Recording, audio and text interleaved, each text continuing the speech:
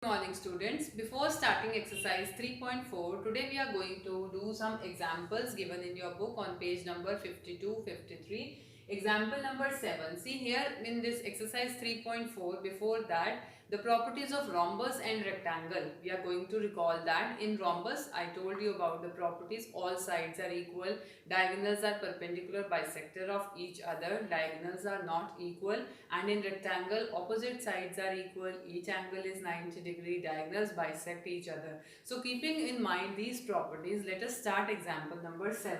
It is given rice is a rhombus, find the values of x, y and z and justify your answer. Justify your answer means for every finding you have to tell the reason why you have got that. See, I have drawn here this figure RICE. In the book it is same, it is drawn like this. This is Z, this is 13. Now it's a rhombus, all sides are equal.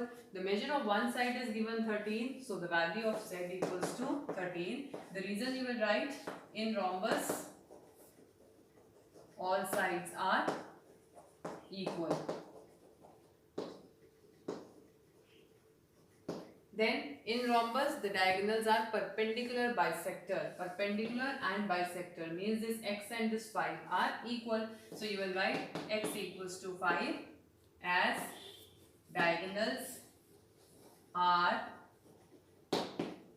bisector of each other. Perpendicular I have not used because this perpendicular we are not taking use of this thing, we are taking use of only the bisector. So the diagonals are bisector, so the value of x is 5.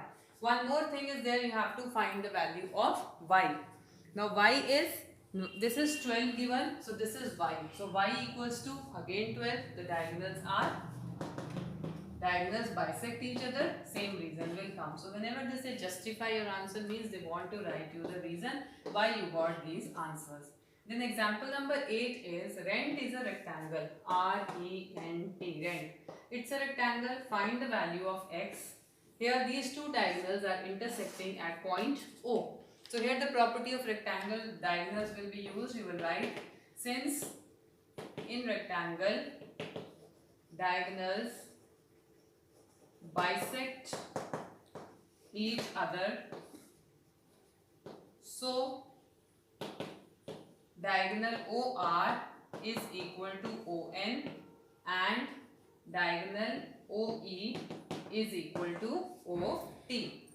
Now OR is equal to ON and OE is equal to OT. Also the diagonals are equal, that is ET is equal to RN. ET, if I do half of ET, then I have to do half of RN also. On one side of the equation, if I am doing half, on the other side also I have to do the same operation. Now half of ET I can write as OT and half of RN I can write as OR.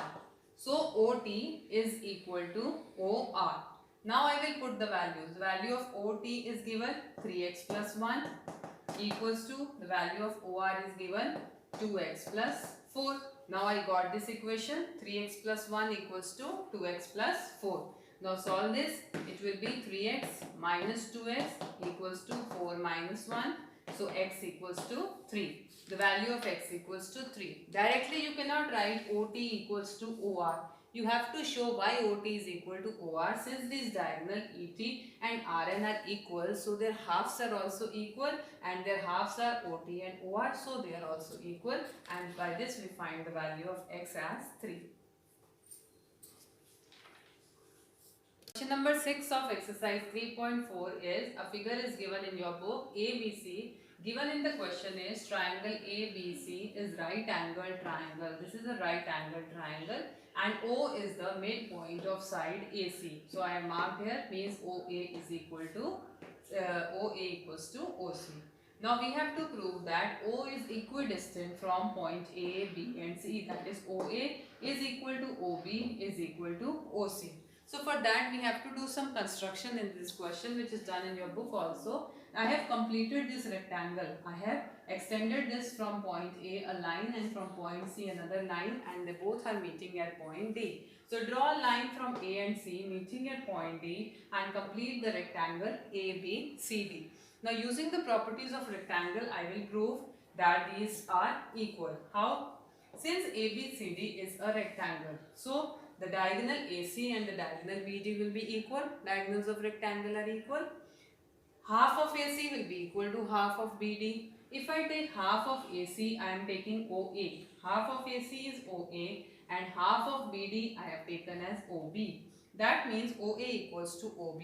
I have named it as equation number 1. Also, it is given in the question that OA is equal to OC. It was given in the question that O is the midpoint.